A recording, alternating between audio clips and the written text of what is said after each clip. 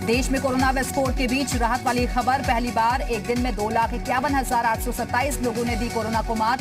24 घंटे में 3,23,000 नए केस, 2,771 की मौत। यूपी में कोरोना मरीजों की तादाद में लगातार आ रही है कमी। 24 घंटे में मिले कोरोना के 32,993 नए मामले।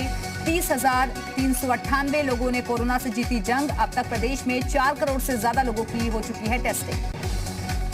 उत्तराखंड में बीते 24 घंटे में मिले 5,700 कोरोना केस। बीते 24 घंटे में 96 लोगों की कोरोना से हुई मौत। 1,471 मरीजों ने कोरोना से जीती जंग। उत्तराखंड में कोरोना संक्रमित की संख्या पहुंची 1,62,562। देहरादून में 710, नैनीताल में 291, अल्मोड़ा में 54, उत्तरकाशी में 68 कोरोना संक्रमित मिले। कोरोना संकट पर सुप्रीम कोर्ट में सुनवाई। अदालत ने कहा राष्ट्रीय संकट में नहीं रह सकते मूक दर्शक। सॉलिसिटर जनरल ने कहा केंद्र सरकार मामले को सावधानी से संभाल रही है।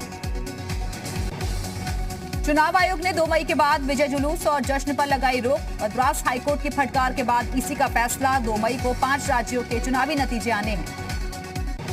WHO ने भारत में तेजी से फैले कोरोना को बताया खतरनाक। स्टाफ और जरूरी सामान भेज रहा है भारत। WHO ने कहा जो भी संभव होगा सारी मदद करेंगे। कोरोना संकट पर प्रधानमंत्री मोदी और अमेरिका के राष्ट्रपति जो बाइडेन ने की बातचीत। कोरोना पर मदद के साथ साथ अमेरिका वैक्सीन बनाने के लिए भी देगा कच्चा माल। ब्रिटेन से भेजी गई मदद भारत पहुंची। 100 वेंटिलेटर, 95 ऑक्सीजन टैंकर लेकर विशेष विमान दिल्ली पहुंचा। इंडियन मेडिकल एसोसिएशन ने गृह मंत्री को लिखी चिट्ठी। डॉक्टरों को हिंसा से बचाने के लिए अस्पतालों में पुलिस की तैनाती करने की मांग।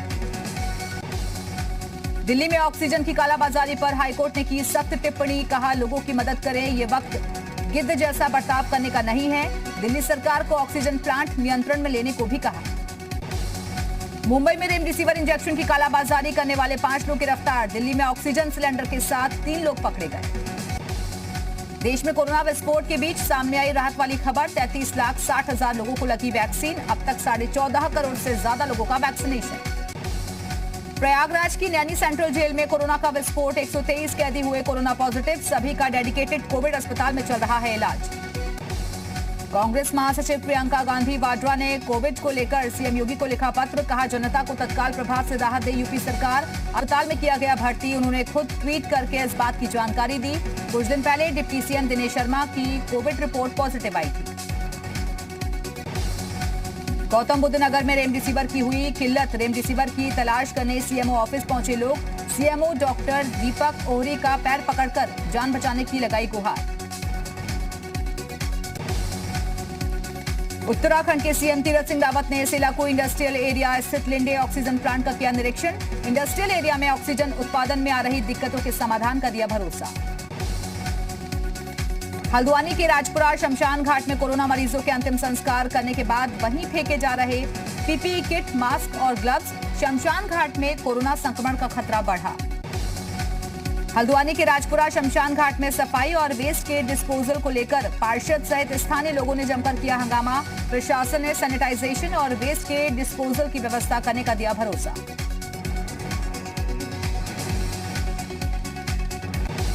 बागपत के एक निजी अस्पताल में दिल्ली की कोविड मरीज की उपचार के दौरान हुई मौत। परिजनों ने अस्पताल पर अवैध वसूली करने का लगाया आरोप। जमकर काटा हंगामा। जौनपुर के जिला अस्पताल में 6 महीने पहले बनकर तैयार ऑक्सीजन प्लांट अभी तक नहीं किया गया इंस्टॉल। इंजीनियर नहीं मिलने की वजह से देरी की कही जा रही है बात।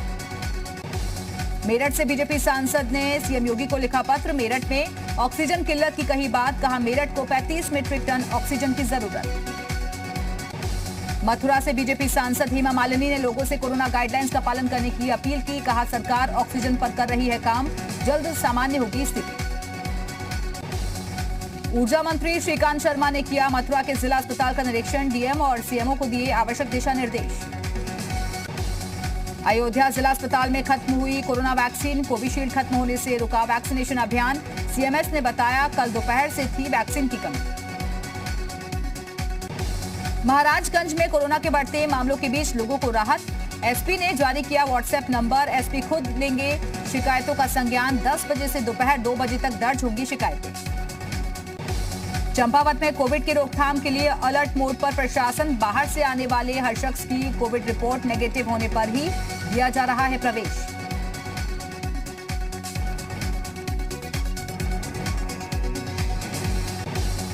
ऊधम सिंह नगर जिला प्रशासन ने बढ़ते कोरोना संक्रमण के मामलों को देखते हुए आज से 3 मई तक लगाया कोविड कर्फ्यू। केवल आवश्यक सेवाओं को दी गई है छूट। संभल के चंदौसी में नरोली कोविड L2 हॉस्पिटल में महिला ने जुड़वा बच्चों को दिया जन्म। दोनों बच्चे पूरी तरह स्वस्थ। कोविड हॉस्पिटल में प्रसव का पहला मामला। अयोध्या में राम जन्मभूमि तीर्थ क्षेत्र ट्रस्ट के महामंत्री चंपत राय ने कोविड की महामारी को रोकने के लिए धार्मिक अनुष्ठान, राम नाम जप और हनुमान चालीसा का पाठ करने की अपील की। यूपी पंचायत चुनाव के आखिरी चरण का प्रचार रुका। 29 अप्रैल को सुबह 7 बजे से शुरू होगी वोटिंग। प्रशासन ने किए सुरक्षा के पुख्ता इंतजाम। बहराइच में 29 अप्रैल को होने वाले पंचायत चुनाव के लिए जिला प्रशासन ने कसी कमर। परिवहन विभाग ने बड़े पैमाने पर किया गाड़ियों का अधिग्रहण। मथुरा में डीएम ने पंचायत चुनाव की तैयारियों को लेकर की बैठक। मतदान की तैयारियों के संबंध में जोनल और सेक्टर मजिस्ट्रेट को दिए निर्देश। सीतापुर में पंचायत चुनाव की तैयारियों को लेकर प्रशासन मुस्तैद। एसपी के नेतृत्व में तैयारियां की गई और उसकी समीक्षा भी हुई। पुलिस ने फ्लैग मार्च भी निकाला। बहराइच में पंचायत चुनाव के प्रचार के दौरान 2 पक्षों में हुआ विवाद और हाथापाई। पीड़ितों की शिकायत पर 7 लोगों के खिलाफ गंभीर धाराओं में केस दर्ज। संभल में पंचायत चुनाव में ग्राम प्रधान पद का चुनाव लड़ रहे प्रत्याशी ने खुलेआम असलहों का किया प्रदर्शन। बहजोई थाना इलाके के पूरा गांव का मामला। संभल में पुलिस ने पंचायत चुनाव में प्रधान प्रत्याशी के समर्थकों को साड़ियां बांटने के आरोप में हिरासत में लिया। 500 साड़ियां बरामद। सीतापुर के प्रधान पद प्रत्याशी ने निकाला जुलूस। धारा 144 का किया उल्लंघन। शिकायत के बाद भी पुलिस पर संज्ञान नहीं लेने का आरोप। बुलंदशहर में पंचायत चुनाव में मतदाताओं को लालच देने का मामला। प्रधान पद के 3 उम्मीदवारों के यहां से भारी मात्रा में रसगुल्ले और कोल्ड ड्रिंक बरामद। तीनों पर केस दर्ज। अल्मोड़ा में सल्ट विधानसभा उपचुनाव की मतगणना के लिए जिला प्रशासन की तैयारी पूरी। 2 मई को राजकीय इंटर कॉलेज भिकिया सैड में की जाएगी मतगणना। अलीगढ़ के विजयगढ़ में जमीन के विवाद में चले लाठी डंडे, जबरदस्त संघर्ष देखने को मिला। एक पक्ष के 3 लोग जख्मी। घटना का वीडियो सोशल मीडिया पर वायरल। श्रावस्ती में पुलिस को हेरोइन की बड़ी खेप पकड़ने में मिली सफलता। पुलिस और एसएसबी की संयुक्त कार्रवाई में करीब 150 ग्राम हेरोइन के साथ पकड़ा गया ड्रग तस्कर। जौनपुर में ऑक्सीजन और रेमडेसिविर इंजेक्शन की कालाबाजारी की खबर सामने आने पर कई स्थानों पर की गई छापेमारी। एएसपी के नेतृत्व में पुलिस टीम ने गैस सिलेंडर एजेंसियों और मेडिकल स्टोर्स पर मारा छापा। मथुरा में यमुना एक्सप्रेसवे पर बस हाईजैक कर हुई लूट का पुलिस ने किया खुलासा। मुठभेड़ में 3 शातिर बदमाशों को किया गिरफ्तार। आगरा में मरीज के तीमारदारों ने हॉस्पिटल में किया जमकर हंगामा। हॉस्पिटल के स्टाफ को पीटने का भी आरोप। जमकर की गई तोड़फोड़। घटना कैमरे में कैद। आगरा में बारात चढ़ाई के दौरान जमकर बवाल। गांव वालों ने नहीं बजने दिया बैंड बाजा। बारातियों से की मारपीट। गाड़ियों में तोड़फोड़ का भी आरोप। आगरा के थाना मलपुरा के कस्बा क्षेत्र में पुलिस ने छापा मारकर ऑक्सीजन की कालाबाजारी कर रहे 2 आरोपियों को किया गिरफ्तार। 10 भरे और 30 खाली ऑक्सीजन सिलेंडर जब्त। फिरोजाबाद में बुजुर्ग की अचानक मौत से स्वास्थ्य विभाग पर उठे सवाल। सांस लेने में दिक्कत के बाद लाया गया था ट्रॉमा सेंटर। ऑक्सीजन की कमी बताकर नहीं किया गया भर्ती। कौशाम्बी जिला अस्पताल से 7 रेमडेसिविर इंजेक्शन की चोरी। सीसीटीवी फुटेज में चोरी की बात आई सामने। मामले की छानबीन में जुटी पुलिस। चमोली के सुमना हिमस्खलन में लापता 2 और मजदूरों के शव हुए बरामद। अभी तक कुल 15 शव हो चुके हैं बरामद।